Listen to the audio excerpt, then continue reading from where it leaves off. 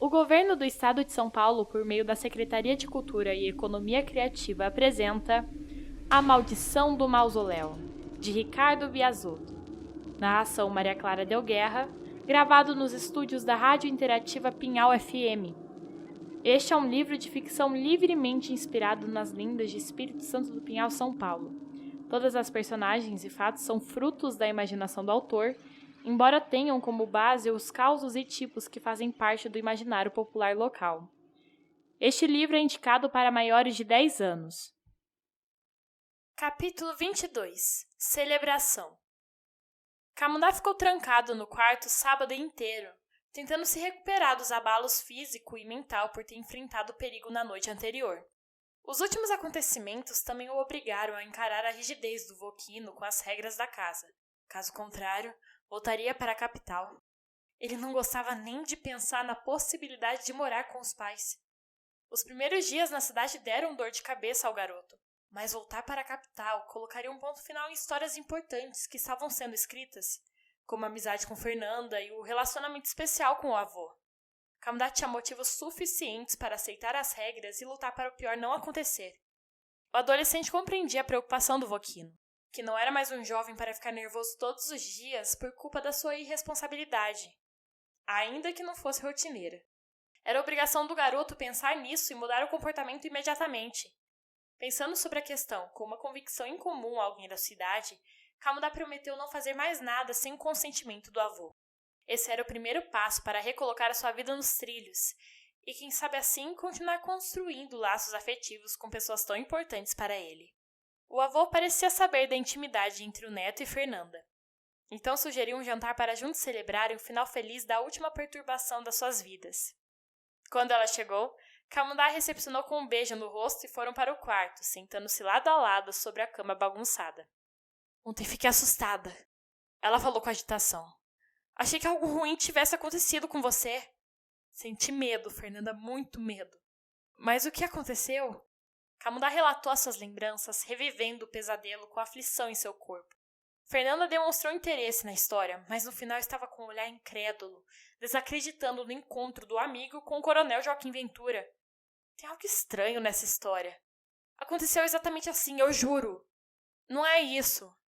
Se eles sempre conversavam, por que o coronel não se lembrou da Medeia? Talvez ela nunca tenha dito o nome, ou duvido que seja esse o motivo. Ela o interrompeu. Ele é só uma alma penada, não se esqueça disso. Acho que você foi atacado pelo assassino, e não pelo coronel Ventura. E eles não são a mesma pessoa? Claro que não! Você não percebeu? O coração do menino disparou com as palavras de Fernanda, e um filme tenebroso passou em sua cabeça, causando um misto de alívio por estar vivo e fúria da própria ingenuidade. Como eu sou idiota! Soltou um resmungo. Fernanda não podia mais negar seus sentimentos por Camundá. Na noite anterior, ela estava quase dormindo quando a prima entrou no quarto anunciando a visita de um senhor desesperado à procura de um tal João Antônio. A possibilidade de algo ter acontecido com o novo amigo deixou a menina em pânico. Sem acreditar na coragem de Camundá ir sozinho ao cemitério, essa ideia nem passou por sua cabeça quando recepcionou o Dr. Bueno e disse não saber onde poderia encontrar o seu neto. Depois de se despedir dele, trancou-se no quarto e se jogou na cama aos prantos.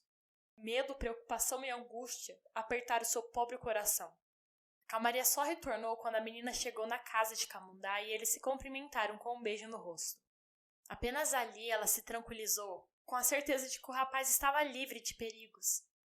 Apesar do alívio, o aperto no coração voltou forte quando ouviu os relatos dos acontecimentos da noite anterior. Quando a ficha caiu e perceberam a verdade sobre os fatos, ela não hesitou em levar as mãos delicadas em direção ao pulso do amigo e puxá-lo contra o corpo juvenil, envolvendo-se em um abraço sincero de conforto e gratidão. O jantar está na mesa. Os adolescentes se afastaram ao ouvir a voz do Voquino. O senhor estava atrás da porta entreaberta e observava o abraço com um sorriso tímido no rosto, mas logo se afastou, cantarolando alguma canção desconhecida por Camundá. O garoto ficou envergonhado e abaixou os olhos para disfarçar o constrangimento. Ele queria fugir antes de ser incapaz de esconder os sentimentos ainda incompreendidos, mas se limitou a ficar em silêncio e acompanhar Fernanda até a cozinha. Chegando ao cômodo, Camundá foi surpreendido pela ausência de Francesco Fracalossi, o outro convidado do jantar. O menino não precisou questionar o avô para receber a explicação de forma serena. Surgiu um imprevisto e Francesco vai se atrasar. Qual imprevisto? Camundá perguntou sentando-se em uma das pontas da mesa de vidro. Acha mesmo que ele me contou? Francesco é um homem misterioso.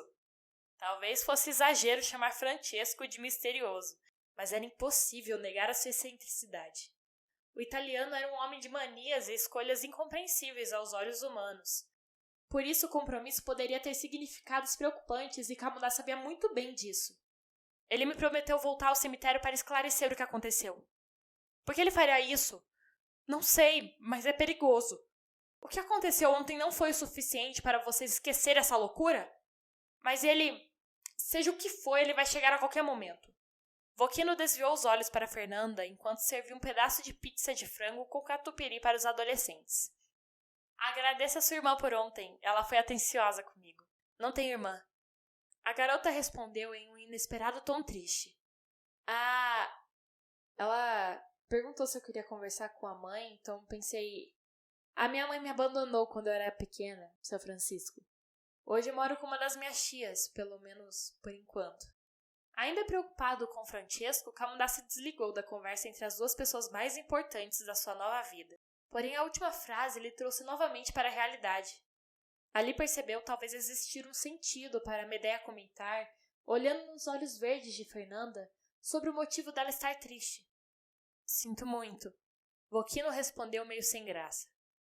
Depois de passar por 2 orfanatos, aprendi a ser forte e a aceitar a vida como ela é. Só lamento ter de mudar de cidade de novo. O quê? Camundá reagiu pela primeira vez. Arrumei muitas confusões nas últimas semanas e minha tia vai me enviar de volta pro orfanato. Por que você não me contou nada? Você não pode ir embora. Ele se exaltou. Não agora! A reação agressiva de Camundá fez parecer estar diante de uma ameaça contra a própria vida. Mas na verdade ele apenas não conseguia se imaginar longe da amiga. Ela ajudou a finalmente sentir-se bem na nova casa, não poderia ir embora e deixá-lo sozinho. Antes do adolescente digerir a informação, compreendendo as consequências de Fernanda se mudar, eles ouviram algumas batidas violentas contra a porta da sala.